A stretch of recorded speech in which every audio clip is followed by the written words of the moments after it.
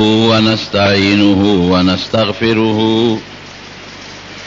ونستغفره ونؤمن به ونتوكل عليه ونعوذ بالله من شرور أنفسنا ومن سيئات أعمالنا من يهده الله فلا مضل له ومن يضلله فلا هادي له ونشهد أن لا إله إلا الله وحده لا شريك له ونشهد أن سيدنا وحبيبنا وشفيعنا وسندنا ورحمتنا ومولانا محمدا عبده ورسوله أما بعد فأعوذ بالله من الشيطان الرجيم بسم الله الرحمن الرحيم ولقد جاءت رسلنا إبراهيم بالبشرى قالوا سلاما قال سلام فما لبث أن جاء بعجل حنيذ. حضرت ابراہیم علیہ السلام پدې پیغمبرانو کې د یو ډېرې لوی مرتبه پیغمبر تیر شوی دی. ابراهیم علیہ السلام چې کله نمرود په اور کې وغورځاو او یو وخت په اور کې تیره کړه، اور په رب العالمین یخ معتدل یخ که چې دته هیڅ قسمه تکلیف ونه رسو. دا اور نه چې کله راووته نو د عراق د بابل ښار نه هجرت شروع کړ. د هغه وطن نه راووت، یو ورسره خپله بیبي د حضرت ساره رضی الله تعالی عنها او یو ورسره خپل وروره د حضرت لوط علیه السلام. سرنګ چې حضرت ابراهیم علیہ السلام قربانی ورکړه او د رب العالمین د پاره خپل وطن پرېښود، خپل پلار او مور پرېښودل او خپل خاندان او قوم کلی پرېښود. ګورې دا ډېر ګران کار دی. دغه رنګې حضرت ساری رضی الله تعالی عنها د الله ذوالجلال د رضا د پاره خپل کلی، خپل وطن، خپل مور، پلار، رونه، تربوران، رشتې او قوم هر څه پرېښودل. الله ذوالجلال د چا خواري بسه نه بوځي. حضرت ساره د تره لور ده او ښکلې جنۍ ده او د ده ورسره نکاح د ابراهیم علیه السلام شوې ده. خدای پاک د بیبي سارې له دومره لوی حیثیت ورکړ. د درته نن د بیبي سارې د بچي د اسحاق علیه السلام خبره کوم چې رب العالمین هغې له بچی ورکړه حضرت اسحاق علیه السلام. او بنا بر اختلاف، لږ اختلاف پکې شته، خو راجح قول دا ده چې د اسحاق علیه السلام په اولاد کې خدای پاک 3.5 زره پیغمبران پیدا کړي. دا د بیبي سارې اولاد د 3.5 زره، بلکې بعض علما 4 زره یادوي. 3.5 زره یا 4 زره پیغمبران دا الله د بیبي سارې په اولاد کې پیدا کړي. او ډېر لوی وطن او ډېر لوی قوم خدای پاک د هغې نه آباد کړي. دا ولې دی د رب العالمین د پاره، د رضا د پاره وطن پرېښود او هجرت یې وکړه. دا وخت نه لګي، دا بند وطن یې پرېښود او هجرت یې وکړه. بیبي ساره ابراهیم علیه السلام چې څنګه راووتل د وطن نه او د کلي نه، لاره کې کله یو ځای دمه کوي او کله بل ځای دمه کوي. هغه زمانه کې آبادي د ځمکې دومره نه وه لکه دا اوس چې څومره ده. ځکه د نوح علیه السلام طوفان تیر شوی او خلک غرق شوي، او بیا د نوح علیه السلام اولاد کې ځای په ځای لږ لږ خلک پیدا شوي. یو ځای کې لږ مسلمان خلق، بل کلی کې لږ خلق، بل کلی کې لږ خلق. نو ابراهیم علیه السلام چې به کوم کلی رته نو په هغه کلی کې به دا رب العالمین دا توحید دا عقیده دا الله دا یوالی او سا احکامات چې دا الله دا غیر تبلیغ او دعوت بے چلو رال البیت المقدس تا دا شام زمکه کی بیت المقدس دا علاقه ردیل رال دلیل مصر تلانل مصر کیو بادشاہ و ظالم د مصر د هر بادشاہ لقب فرعون و فرعون او دغه وخت کې چې کوم فرعون د دنوم سنانو د موسی علیہ السلام په زمانه کې چې کوم فرعون او دا غنوم مصعب ابن ولید ابن ریاد او د دنوم سنانو دا یو ډیر ظالم او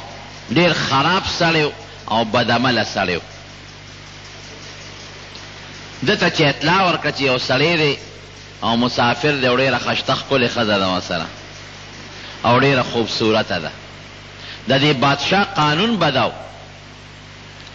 چې په لاره به کم سړی او ښځه ولیدله او ښځه به یې خوښه شوه نو که ورته به یې وی چې دا مې خاوند دی نو خاوند به یې وله وجه او ښځه به ته یې غشته او که وی به چې دی خاوند نه دی رورې دی نو بیا به یې ورته غږ نه کو ابه یې نه وجه او خاون به د ښځې وجه ابراهیم علیه السلام پوه شو چې دا خو موږ په بل مصیبت کې گرفتار شو وطن هم پرېښو هجرت هم وکړو په مخ د ځمکه لومبي هجرت ابراهیم علیه السلام او بیبي سارې ګورې کړی دی د دې نه مخکې چا هجرت نه دی کړی دا لومبي هجرت دی دا خو په بل مصیبت باندې یو مصیبت نه دی بل مصیبت دا به څه کېږي دې ښځې ته وایي دې خپلې بیبي ته وی په مخ د ځمکه زما ستا نه بل څوک مسلمانان نشته نو ته زما دیني خور یې ښځه مې مې او دیني خور مې د اسلام نبی علیہ السلام هم فرمایي قرآن شریف کې الله فرمایي انما المؤمنون اخوة چې مسلمان سړی مسلمان ښځه دا په خپل مابین کې دیني رور او خور دی نو په مخ د ځمکه زما ستا نه بل مسلمان نشته نو ته زما خور یې د دین په لحاظ نو که دا بادشاہ ده د بادشاہ کارنده ده نه تپوس وکړي چې دا سړی دی څه دی نو ته به ورته وایې چې دا مې رور دی دروغ خبره نه ده او ما نه هم تپوس کړی دی ما ورته ویلي چې دا مې خور ده نو ما به دروغجن کینه ډېره ښه ده یو روایت کې راځي چې ابراهیم علیه السلام یې جیل کې واچوي کسو او د مظلومانو امداد کوونکی الله دی الله زما عزت زما ابرو او زما حیا ستا په لاس کې ده دا د چا په لاس کې نه خدایا ستا د رضا دپاره ما هجرت وکړو او زما بیبیم ستا د رضا دپاره هجرت وکړو الله نن موږ د ځان امداد نشو کولی که امداد کې پروردګاره ته به کې موږ بې کسه او مظلومان او بې څوکه یو اسم نشته الله زما عزت او زما حیا او زما بیبي الله دا ټول ارڅ ستا په لاس کې دي الله زما مدد وکړه او زما حفاظت وکړه بی بی ساره چې څنګه د ظالم بادشاہ د مصر ځان ته نږدې کړه او طلب یې کړو چې دې ته لاس ور واچوي نبی کریم صلی الله علیه وسلم فرمایي حدیث پاک کې راځي چې خدای پاک په فالج راوست په بادشاہ باندې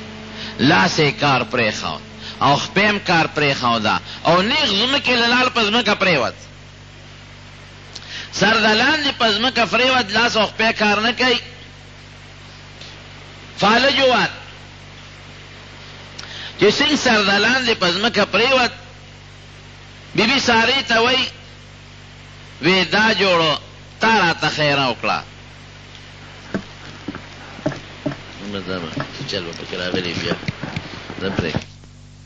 بی بی سارې ته وایي چې دا غلطي دا تا را باندې څه چل وکړه او خیره دې راته وکړه او حضور پاک فرمایي چې بی بی سارې دغلته الله ته سوال وکړو چې خدایه که دا سړی مړ شو وایي به چې دې ښځې مړ کړه لی والا په مرض ورکو کو څه چلې وکړه په لوی غم کې به ووړم نو خدای د مرګ نه بچ کې اول تا هغه درخواست وکړه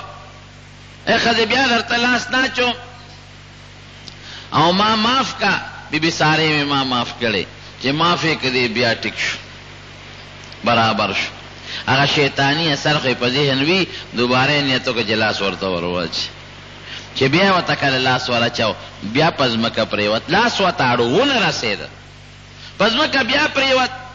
او د خپا او د لاسونه الوړې پرېوت، یو غرض یې وکړ. بیا بی سارې ته درخواست وکړ، وی دا تا ما ته خیره وکړه او دې دله مې معاف که بیا به داسې نه کوم. حضور پاک فرمایي چې بی سارې م الله ته سوال وکړه، یا الله که دې هلاک شو دې مړ شو خلک بو چې دې ښځې مړ کړه دا به په لوی غم وړم، خدای ته یې روغ کې. بیا ټیک شو، په درېیم ځل یې بیا دا چل وکړه او بیا درخواست وکړ، بیا جوړ شو. اخره کې هغه خپل پولیس والی را غوښتل، وی تاسو خو ماله انسان نه دی راوستی، مال هم چېته پیری راوستی ده چې لاس ورچوم په ما څه چل کېږي. تپوس دې کوي ښځې څوک یې، نوم دې څه دی؟ وی زما ساره نوم دی او ما درته د ځان او د خاوند د خلاصېدو دپاره خبره کړې وه، دا چې کم سړی دی د ده نوم ابراهیم دی او دا د خدای پیغمبر دی او زما خاوند دی، دیني مې رور دی وسې مې خاوند دی او دا ډېر برګزیده هستی ده، ډېر پاک سړی دی. دا کم دی؟ مونږ د عراق د بابل ښار یو، هلته یو بادشاه نمرود او زما دا خاوند دی په اور کې واچو، یو هفته زما په دې خاوند باندې اور ګلې ګلزارو او بیا د اور نه صحیح سالم راووته او دی د خدای جدیر القدر پیغمبر دی، دی وطن په وطن ګرځي او خلکو ته د ایمان او د اسلام د هدایت دعوت ورکي. دا بادشاہ ابراهیم علیہ السلام په نسل کې یو سامی ورته وی، د نوح علیہ السلام زو سام ابن نوح د هغه په اولاد کې، ابراهیم علیہ السلام هم سامی النسل او دا بادشاہ هم سامی النسل، په نسب کې بر یو بل سره لګېدل او پتم بادشاہ ته ولګېدله چې واقعي دا د خدای رښتونی پیغمبر دی. ګنې اوسه پورې چې ما کمې ښځې ته ملاس اچولی زه ناکام شوی نیم او ما دې ښځې ته درې ځله لاس ور واچو زه ناکام شم، دا ښځه هم رښتونې ده او دا خاوند هم رښتونی دی. ډېر لوی عزت یې وکړ د ابراهیم علیه السلام او معافي ترې وغوښتله او د بیبي نه یې موله معافي وغوښتله او بیا یې وله خپله لور هاجره بیبي دی یې وله په تحفه کې ور وبخله ابراهیم علیه السلام ته. بیبي سارې ته وی دا به ستا خدمت کوي، دا ستا خدمتګاره ده او ستا د دې خاوند سره به د مارونو. ابراهیم علیه السلام څه وخت په دې مصر کې تیر که او بیا دغه بیبي هاجره او بیبي ساره دا دواړه ځان سره را روانې کړې او واپس بیت المقدس ته راغی. زمارونو چې یو انسان دا څه مصیبت دی، بس بندې کړه دا سب منګ له پد ازو سپیکر تیرا جمعه خراب ہو سب ټیک نشو. بهر کیف بی بی ساره چې کله لاړه ابراهیم علیه السلام ته دا غریب هم فکر مناوه چې ټیک ده چې د بادشاه لاس خو ماته نه دی را رسېدلی، لیکن بیا هم د خاوند پړه کې خو به مې وسوسه راځي که نه که زه ورته زرهام به یم چې د هغه لاس ماته نه دی را رسېدلی نو بیا به یم پړه کې وسوسه او شک راځي. پروردګار څه وکړل؟ د نیکانو د پاکانو خلکو الله ملي خدای پاک ابراهیم علیه السلام ته دا پردې ختمې کړلې او مخامخ دا منظر یې څه لیدل لکه مونږ چې څنګه قبر کې مسلمانان کېښودلی شي نو د رسول الله صلی الله علیه وسلم او د دې سړي په منځ کې به پردې ختمې شو، دې به نبي علیه السلام مخامخ وویني. فرشتې به یې تپوس کوي دا مخامخ چې درته ښکاري دا څوک دی؟ نه دا دی ټیک دی روانې هغه ځای نه دی بټن کې روانې دی بس پرېږدې دا ودا نه کوي کار هسې دماغو باندې بوجه شي. خدای پاک پرده کولو کړې وه بی بی ساره ورله او خپه ده غریبه جاړي چې زما د خاوند خو هر څه جي په زړه کې خو یو غم راغی یو دک راغی پریشاني راله وی سړیه ګورې الله د هغه کافر ظالم ذلیله که هغه خدای پاک رسوا که او د هغه لاس ګورې ما ته نه دی را رسېدلی. ابراهیم علیه السلام ورته وی ښځې دا خبرې مه کوه ما ته الله مکمل پردې اخوا کړلی او ما ته تم ښکارېدلې او ما ته بادشاه ښکارېده. زه په زړه کې مطمئن یم الحمدلله د خدای پاک ډېره لویه ثنا او برکت. واپس لاړل مصر ته. واقعه اوږده ده خو ابراهیم علیه السلام د دواړو بیبیانو سره سموده واپس په بیت المقدس کې تیر کړل. بیا د دواړو بیبیانو په منځ کې روانه راغله. دا فطري تقاضا ده چې د بنو منځ کې خامخا یو بل سره جګړې او اختلافات راځي. او خدای پاک د کشرې بیبي له بیبي هاجرې له بچی ورکړه، هغه له نوم کېښود اسماعیل. نو ابراهیم علیه السلام د الله په حکم دا کشره بیبي بی هاجره او اسماعیل علیه السلام راوستل او اوس چې کوم ځای موجوده بیت الله شریف دی دلته یې پرېښودل. او د مشرې بیبي بیبي ساره او ابراهیم علیه السلام دواړه بیت المقدس د شام په ځمکه اوسېدل. د کشرې بیبي بچیو شو، د مشرې بیبي اولاد نشته، دواړه اوسېږي. رواره یې د لوط علیه السلام هغه چې لوی شو ابراهیم علیه السلام باندې ایمان راوړی او چې لوی شو هغه له الله نبوت ورکړ. او خوا کې یو بل کلی دی، یو بل علاقه ده، د هغې دعوت او د هغې تبلیغ دپاره الله مقرر کړ. الاړ هغه علاقې ته هلته دعوت ورکوي او د الله احکامات خلکو ته بیانوي. هغه قوم مشرکانو د بوتانو عبادت به کوه. حضرت ابراهیم علیه السلام یو ځل په خپل ځای کې ناست یو څو میلمانه راغلل په خشته ښکلې مزېدارو شکلونو باندې چې څنګه راغلل. قرآن شریف کې الله تعالی فرمایي ولقد جاءت رسلنا ابراهیم بالبشرا. ابراهیم علیه السلام ډېر مهمان نواز. چېرته په زندګۍ کې ابراهیم علیه السلام بغیر د میلمنه ډوډۍ نه ده خوړلې. ډوډۍ به یې د میلمنو سره یو ځای خوړه. که هېڅوک به نو په لار کې به ولاړو او لرې به یې څوک صحیح کړ ای ملګري دلته راشه چې رابغې وی راځه ما سره ډوډۍ وخوره. یاره جي زه خو موړ یم، یو نوړی به خورې خو ما سره به ډوډۍ خورې. د میلمنه بغیر ابراهیم علیه السلام ډوډۍ نه ده خوړلې. او نبی کریم صلی الله علیه وسلم هم فرمایي وی کم انسان چې د میلمه سره ډوډۍ خوري دله خدای په رزق کې برکت اچوي. دا سخام ده او الله تعالی انسان له په روزه او په رزق کې برکت ږدي. یو ځل یو بوډا بابا یې راوسته، ډوډۍ ورته کېښوده. نو د اسلام طریقه او قانون دا دی چې ډوډۍ شروع کې د الله د نوم نه به شروع کې بسم الله به ووایې. که نور څه نه وی صرف ده ووایه بسم الله. او که دا وی چې بسم الله الرحمن الرحیم نو لا ښه خبره ده. حدیث پاک کې راځي وی چې بسم الله دې د ډوډۍ په اول کې ووایې نو خدای پاک به دله په دې ډوډۍ او په دې رزق کې برکت واچوي. دا یوه شوه. دویم دا شیطان راځي تا سره په دې رزق کې ګوتې وای. نو شیطان خو نجس پلیت دی، په غلو او په ګندګو کې ګوتې وای، نو هغه راوړي ستا ډوډۍ هم ګنده کوي. نه ګورې ډېر خلک اکثر داسې خرابې او څښا بیماری پرې راځي. دا ولې؟ دا موږ د اسلام او د شریعت د آداب او خیال نه ساتو. شیطان په ډوډۍ کې ګوتې وای، په ترکاری کې او په روجو کې ورته د شیطان هغه پلیته ډوډۍ وخورئ او د هغه د هغه ګنده لاس هغه شي وخورئ نو هغه دننه په وجود کې بیماری پیدا کړي. نو بسم الله چې د ډوډۍ په اول کې وی نو شیطان به پکې ګوتې نه وي. دا بسم الله د شیطان دپاره یو قلا ده. نو ډوډۍ به دې پاکه وي، پلیته به ملي خېټه کې روانې به نه کوي. او د شیطان د هغه پلیت لاس اثرات به په ډوډۍ کې نه راځي. نو بعضې بیماری د شیطان د هغه پلیت لاس ته وجې نه پیدا کېږي، د هغې نه به دې خدای پاک محفوظ وساتي. یو ځل حضور پاک صحابه کرامو سره ناستو، ډوډۍ خوړله، یو باندیسی راغی. یو صحابي فرمایي وی ډوډۍ ډېره زیاته د برکت وه، مونږ لګیو خوړم او خلاصېدله نه. وی یو باندیسی راغی په یو دوو نړو کې خلاصه کړه. وی داسې ډوډۍ هم چېرته نه ده لیدلې چې په اول کې برکت لري او وروسته بې برکت وي. وی حضور پاک وفرمایل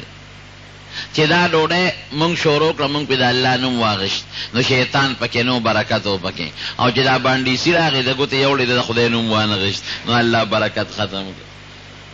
یو بل حدیث پاک کې راځي نبی علیہ السلام ډوډۍ خوړه سره د ملګرو لیک یو باندیسی راغی، هغه ډوډۍ شروع کړه. حضور پاک وخندل. چې وی خندل نو چا دې تپوس وکړه وی صاحب دا ودې خندل ولې؟ وی دا ډوډۍ چې مونږ شروع کړه نو مونږ بسم الله ووایو نو شیطان تاوېده را تاوېده خو رانږدې کېدی نه شو.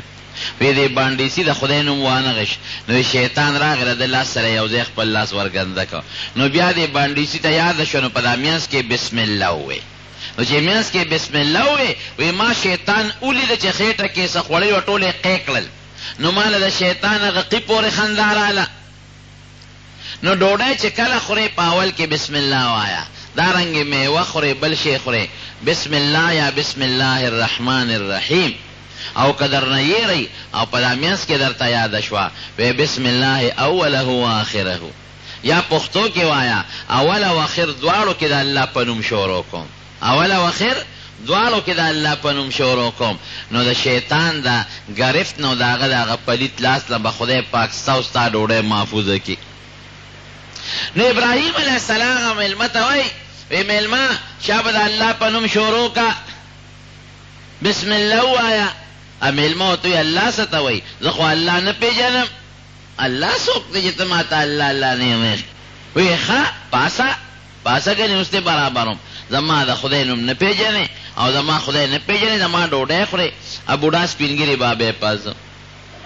چې پاسه والله ابراهیم علیه السلام ته وحی ولېږله وی دا بوډا دی ولې پاسه الله ما پې ستا ډوډۍ او ستا رزق خوړه او دې خبیث ستا نوم وانه غشته او ټوکې وکړه الله څه ته وایي زه خو خدای نه پېژنم نو ما پاساو رب العالمین ډېر لوی د رحم ذات دی وی ګوره ابراهیم علیه السلام دې سل کاله کم و بیش د دې بابا عمر دی او زما دشمن دی ما مشته شریک ګڼي ما نه مني او بیا هم زه ډوډۍ ورکوم او نن یو ورځ ستا مېلمه شو نو د لاسه دې ونیو نو پاتې سو عجیبه کار دی وکړه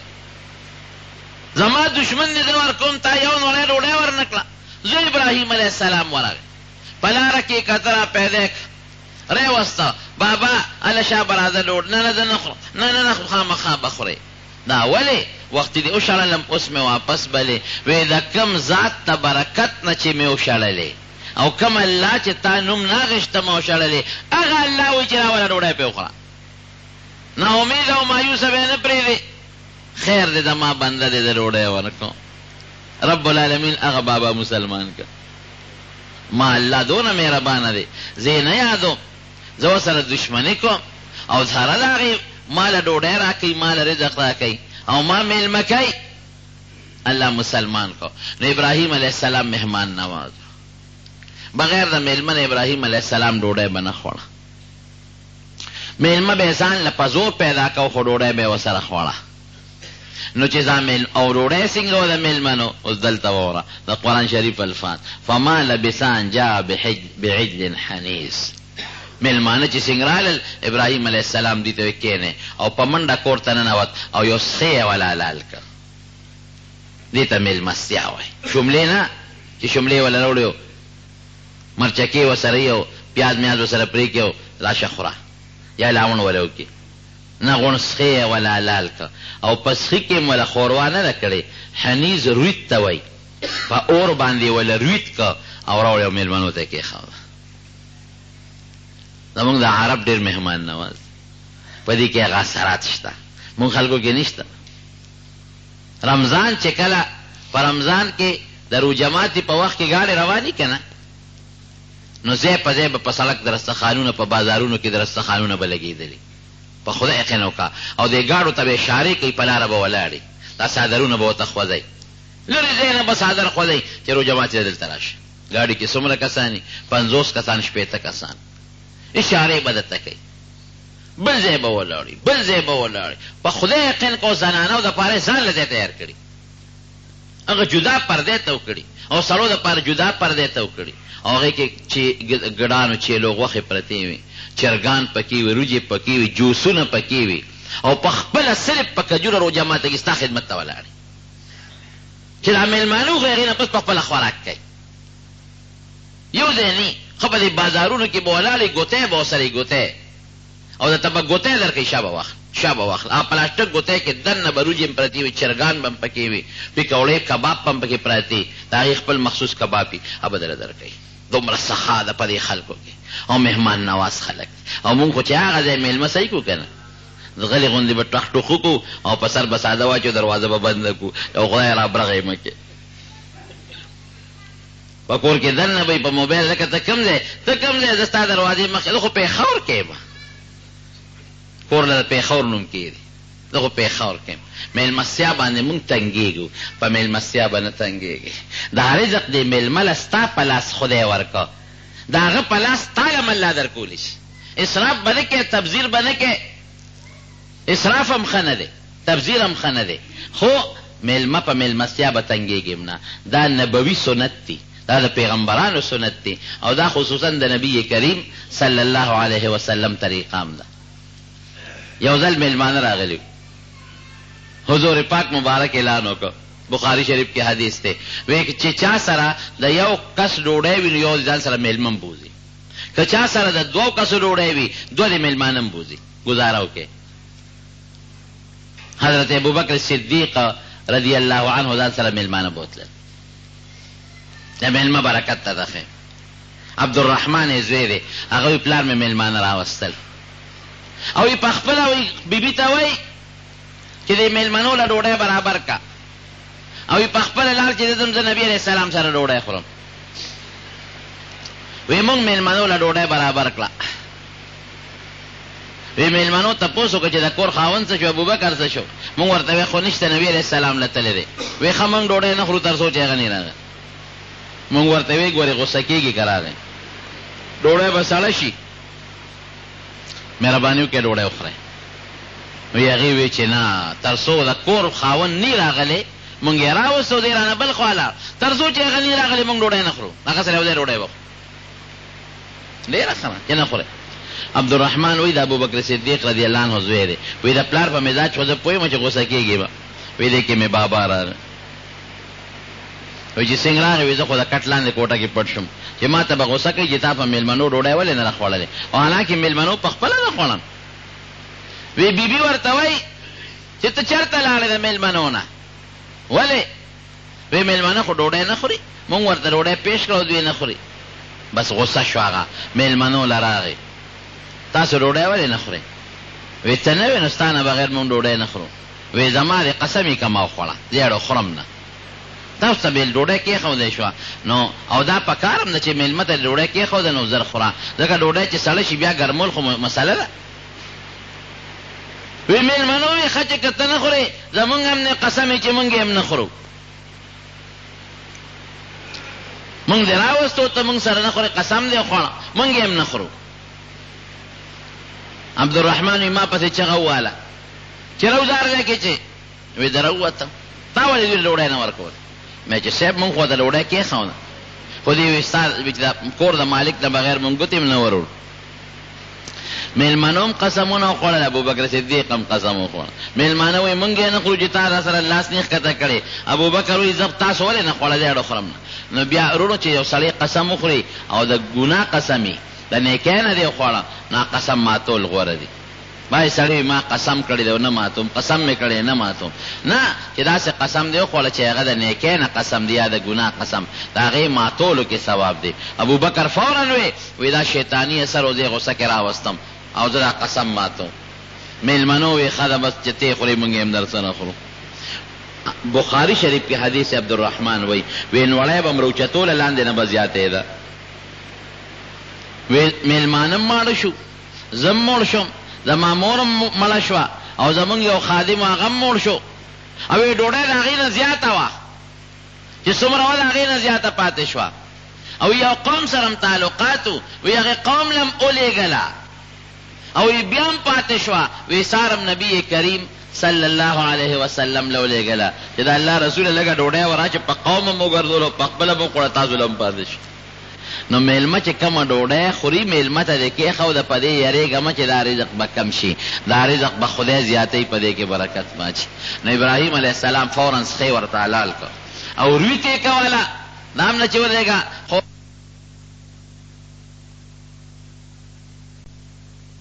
د میلمانه وله ګوتې نه وړې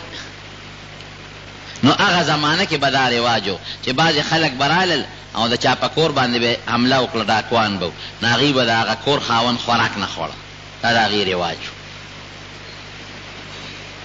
ابراهیم علیه السلام چې دوی ته وکتل چې دوی خو د خوراک له ګوتې نه وړي هغه وی دا جوړ ډاکوان راغلی او زما په کور باندې ډاکه غورځوي. او نن سبا ډاکوان څه کوي؟ په اخباراتو کې هم ډېر لیدلی دي. لاړ شي د کور نه غلامو کې د کور مالکان مړم کې او بیا اخبار لیکلي وی په فرج یې کولاو کړی و، هغه چې څه میوې په فرج کې دننه پرتې وې هغې خوړلې دي، او بورچې خانه کې ځان له خوراک ګرم کړی دی او خوراک یې هم خوړلی دی، هم ترې غلو کې هم په هغه کور کې وله خوراکونه کوي. ګوتې وله نوړې دي خوراک له ویرېد چې دا خدای پاکه دا څوک دي، خو چې هغه انسانان هغه خلک پې پوه شو چې ابراهیم علیه السلام خو په زړه کې یره پیدا شوه، نو هغوی ورته زره وویې انا رسول ربک، مونږ ستا د رب استازي یو، مونږ فرشتې یو، مونږ انسانان نه یو، مونږ ځکه خوراک نه کوو، مونږ فرشتې یو. بس ابراهیم علیه السلام مخلق تازه شو. هلته بیبي باندې پریشاني راله چې خدای پاکه میلمانه رالل او میلمانه خو مونږ وله څونه خواري وکړله او سخې مور لروید که هغې خو وله ګوتې نه وړي، دا جوړ ډاکوان دي. غریب هم پریشانه وه، خو چې دی وایي مونږ د الله استازي یو، څنګه راغلی یې؟ مونږ ځو د لوط علیه السلام قوم له هغه هلاکو. ارسلنا الی قوم لوط، مونږ رالېږلي شوي یو د لوط علیه السلام قوم ته، هغه هلاکو. نو د لوط علیه السلام خو دا چې دا قانون دی چې یو انسان هلاکیږي، یو انسان هلاکیږي ټول قوم، دا زمونږ د پښتنو خبره او چې سره پکې لامدم سوځي. دغه فوراً د خپل لوط علیه السلام درواره غم شو چې دا قوم هلاکیږي، زما رواره به څه کېږي، زما درواره بچي به څه کوي او د هغه خاندان به څه کوي، هغوی سره به څه کوو. نو دا فرشتې ورته وایي مونږ ته د الله له طرف نه دا حکم شوی دی چې لوط علیه السلام او د هغه خاندان به بچ کوو، هغې ته به نقصان نه رسېږي، مګر یوه ښځه د لوط علیه السلام چې هغه د کافرانو ملګرې ده، هغه به ورسره وجنو، یو ښځه به ورسره وجنو، باقي به لوط علیه السلام او د هغه خاندان بچ کوو. او دلته کې څه چل کوي؟ بیبي ولاړه او پریشانه وه، هغې له یې زیری ورکړه، وی تا له زیری درکو وبشرناه باسحاق ومن وراء اسحاق یعقوب، وی تا له زیری درکو، تا له به خدای پاک یو بچی درکوي. د هغه بچي نوم درله الله ښودی دی، پروردګار اسحاق بې نومې، او هغې بچي له به خدای بل بچی ورکوي، ستا نصیب هم پیدا کېږي، د هغه نوم هم الله ښودی دی یعقوب به. ګوره د الله نظام، هغه زمونږ پښتانه وایي د هغه مو خادر ور او خورې، هم په دغه یو ورځ کې د لوط علیه السلام قوم هلاکوي او په دغه ورځ کې د ابراهیم علیه السلام بیبي له بچی ورکوي. یو ټیم دی او داسې زیری ورکوي چې زوی به دې کېږي لورم نه، په لور باندې بعضې وخت کې دی ورته وایي چې خدای پاک به اولاد درکوي، نو اولاد کې زوی هم کېدی شي او لور هم کېدی شي، نه زوی به الله درکوي. او د زوی دپاره یې ولې د نوم انتخاب هم وکړه چې نوم الله برنه یې ښودی دی. او بیا دا یو سړي ته وایي چې الله به زوی درکړي یا زوی پیدا شي، امکان لري چې دا ماجدې په ماشوموالي کې مړ شي، هسې نه نابالغه مړ شي یا بالغ شي مړ شي. الله وایي نن وصي به دې کېږي، او د وصي نوم هم الله مقرر کړی دی په اسمان کې چې یعقوب دی. دې نه دا معلومه شو چې دا زوی به دې بالغ کېږي، دی ماشوموالي کې نه مري او دی به واده هم کوي او د واده نه پس به زوی هم کېږي. نو بیبي سارې وخندل، فضحکت فبشرناه باسحاق، وی خندل، الیدو انا عجوز، زه خو بوډی ښځی یم. دغې وخت کې د دې عمر څومره یا یو لس کم یا پنځه کم سل کاله، لس کم یا پنځه کم سل کاله.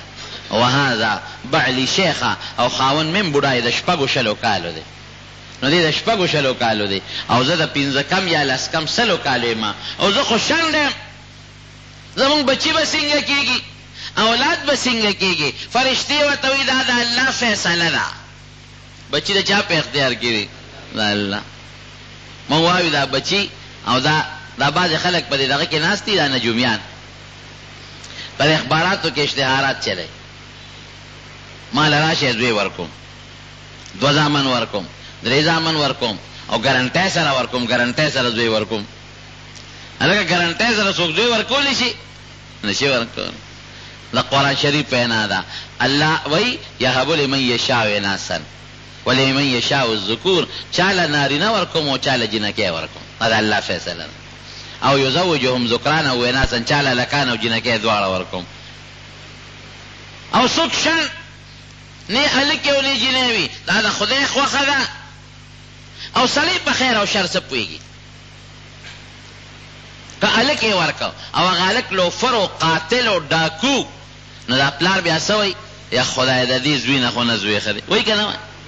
الله په خپل کار ښه پوهېږي موږ نه پوهېږو ممکن ده چې د دې سړي په قسمت کې داسې زامني چې هغه زامن ډاکوان او قاتلان او د پلار او مور دپاره د غضب او د قهر ذریعې نو خدای پاک یې د هغې زامنو نو ساتي اړولی ورنه کړي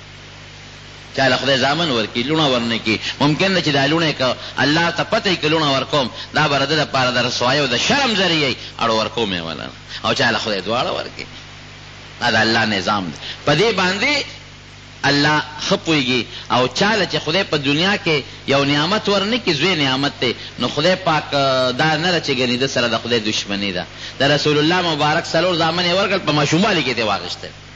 نو د خدای ورسره دشمني ورسره د هغه نه د خدای زیات محبوب بل بنده څوک و زه خو شنډه یم او زما دا خاوند خو هم شنډ دی مونږ بچي به څنګه کېږي وایي دا د الله فیصله ده مونږ د ځان نه خو نه وایو پروردگار به تعالی بچی خامخا درکوي نوم الله مقرر کړي اسحاق او د اسحاق نوم ولې الله ولې مقرر کړ علما وایي اسحاق عبراني لفظ دی په معنا د یضحکو سره دی یو هلکه معنی سره فلان چې څوک خاندي دا د خندا فعل دی نو دغه وخت کې چې دا زیری ورته وشو نو دی وخندل داسې خنده وکړه چې د ما بچي به څنګه کېږي د غوشنډی الله نوم ول هغې سره مناسب کېښه پروردګار هغسې وکړه د دغې زیرې نه یو کال پس د بیبي سارې زوی پیدا شو نوم خو د بره نه منتخب شو د الله د طرف نه اسحاق نوم وله کېښودی شي دا د اسماعیل علیه السلام نه 14 کاله کشر اسماعیل علیه السلام ته 14 کاله مشر او د 14 کاله کشر او بیا د اسحاق علیه السلام د خدای پاک زوی ورکړ یعقوب علیه السلام او یعقوب علیه السلام د خدای پاک 12 زامن ورکړي یوسف علیه السلام او د هغه 11 رونه او د یعقوب علیه السلام لقب اسرائیلو دا بنو اسرائیل چې څومره دي دا ټول د یعقوب علیه السلام اولاد دی دا هغه د هغه 12 زامنو اولاد نو د اسحاق علیه السلام اولاد شو نو د اسحاق علیه السلام نه خدای پاک ډېر لوی نسل خور کړی دی او د اسماعیل علیه السلام د بیبي هاجرې نه چې کم بچی پیدا و په عربو کې دا ډېر لوی نسل خدای پاک د هغوی نه خور کړی لوی منقبت خدای دواړو بچو له ورکوي اسماعیل علیه السلام او ابراهیم علیه السلام دا دواړه یو ځای شو نو بیت الله شریف یې جوړ کړ او اسحاق علیه السلام او ابراهیم علیه السلام یو ځای شو نو بیت المقدس یې جوړ کړ مې چله نه کوي کار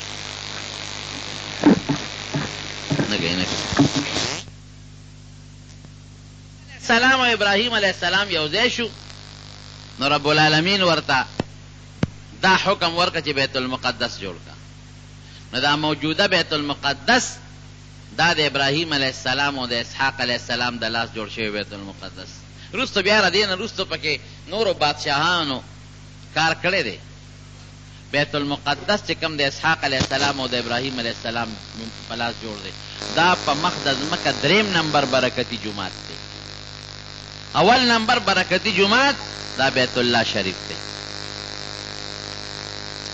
2 نمبر برکتي جومات دا د حضور پاک جومات مسجد نبوي چې وته په مدینه منوره کې او 3 نمبر برکتي جومات دا بیت المقدس دی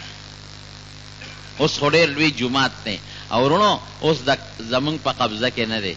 د اسرائیلو په قبضه کې یهودیانو نیولې دی او د هغې په قبضه کې دی او که د څوک خوښې وي نو مانځه ته خلک پرېږدي او چې کله یې خوښه ني نو مانځه ته ورته څوک اړو پرېږدي نه او دا موجوده بیت المقدس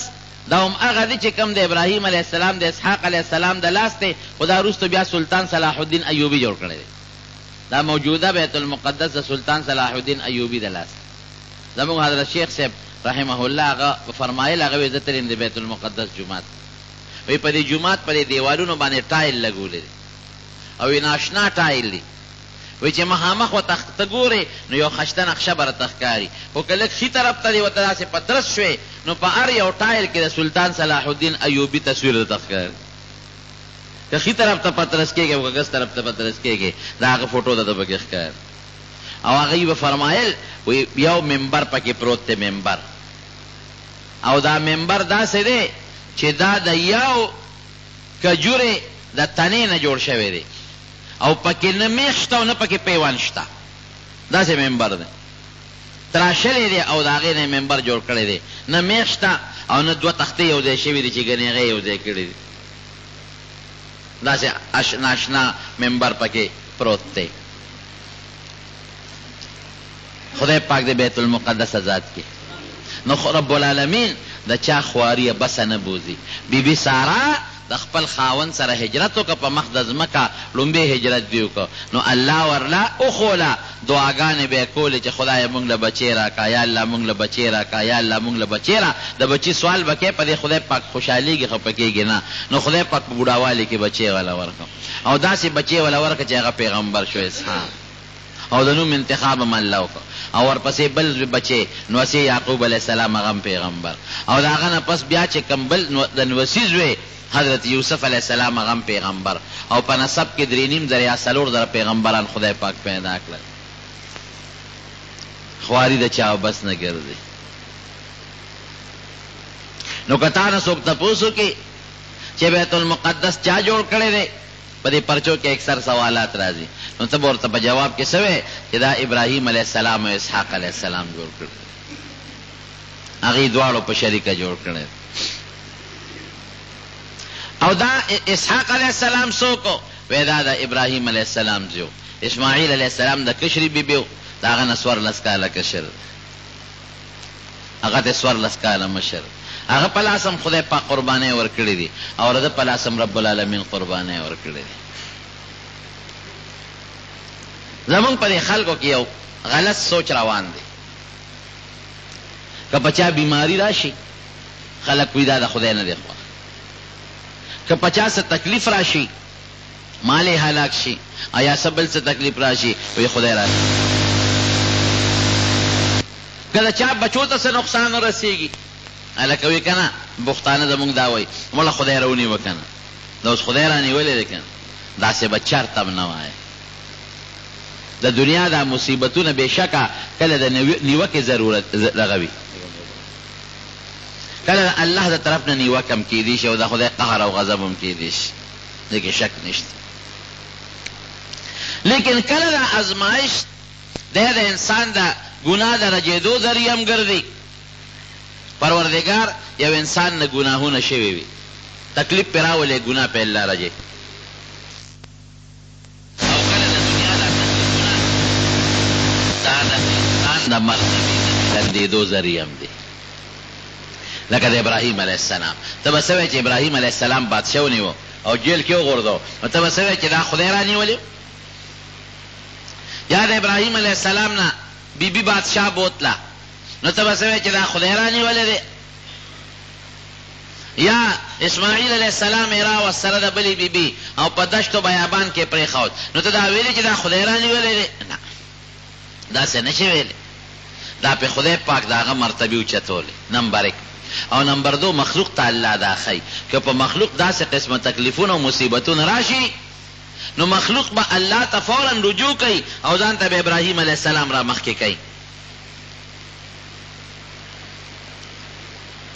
ابراهیم علیه السلام به ځان ته را مخکې کوي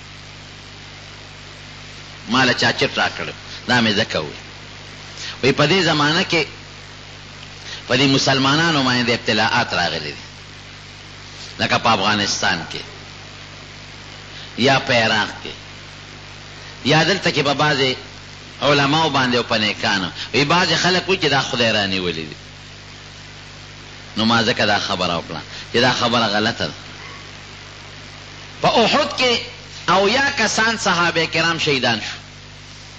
دا بل مثال در کوم او د حضور پاک مبارک تر حضرت حمزه رضی الله عنه په څونه بې دردۍ شهید شو دا ویلی شي چې صحابه خدای رانیولي دي شهادت د مسلمان دپاره خو د خدای نیوکه نه ده که یو مسلمان شهید شي خو په دې رب العالمین دا مسلمان جنت ته رسي او جنت الفردوس په الله ورکوي نو د دنیا مصیبتونه او تکلیفونه کله د خدای نیوکه وي بېشکه الله په زور ور کوي بندلا او لیکن کله کله په خدای پاک د بنده نه ګناهونه راځي او کله په رب العالمین د بنده لپاره مرتبه بلندي. یو حدیث پاک کې راځي نبی کریم صلی الله علیه وسلم فرمایي وی بعض وخت کې د یو بنده لپاره الله تعالی په جنت کې یو لوی مرتبه مقرر کړي وی دې هغه مرتبه ته په خپل عبادت نشي رسیدي دومره عبادت دی نشي کولی چې هغه مرتبه ته ورسي نو الله په دنیا کې تکلیفات راولي دا هغه تکلیفاتو په برکت رب العالمین هغه مرتبه ته ورسي او بیا د دنیا د تکلیفاتو خدای په دنیا کې هم اجر ورکوي او په آخرت کې هم ورکوي. د ابراهیم علیه السلام له څونه اجر میلاو شو ټیک ته تکلیفات ډیر زیات تیر شو وطن یې پرېښود مور پلار یې پرېښودل اور ته هم غریب پرېوت بچی ماشوم هم د بیت الله خواله راولي او دلته کې په دشت و بیابان کې پرېږدي بیا دا بچې الالولو دپاره هم سملی لیکن خدای پاک څونه لویه مرتبه ورکړه د 4,000 پیغمبرانو نیکه دی او د موږ د دواړو جهانو سردار پیغمبر محمد مصطفی صلی الله علیه وسلم د ابراهیم علیه السلام په نیکوالی فخر کوي فخر معراج نه چې کله راغی حضور پاک مبارک نو بیان به کو وی د عیسی علیه السلام شکل د پلان کې سړي په شان دی هلته ولیدل کنه موسی علیه السلام شکل پلان کې ته وی ګوره د هغه په شان دی او ابراهیم علیه السلام د چا په شان دی وی ما ته وګوره وی په ټول اولاد کې د ابراهیم علیه السلام سره زه مشابه زما د هغه شکل یو شان دی نو د حضور پاک څونه ښایسته ښکلی شکل و ابراهیم علیه السلام سره زه مشابه په اولاد کې وی زما د هغه یو شکل نو تکلیفات تیر شو لیکن خدای پاک ولا څونه ښایسته بچي ورکړل او د یو بچي په لاس بیت المقدس جوړ شو د بل بچي په لاس بیت الله جوړ شو او په نسب کې پیغمبران. اسحاق علیه السلام د 180 کالو په عمر کې وفات شوی دی لوی عمر ولا خدای پاک ورکړی دی 180 کاله او الخلیل خار ورته وی اوس هم د بیت المقدس سره خوا کې خار دی الخلیل په دې نوم اوس هم دا خار شته دی د ابراهیم علیه السلام قبر هملته دی او د اسحاق علیه السلام قبر هملته دی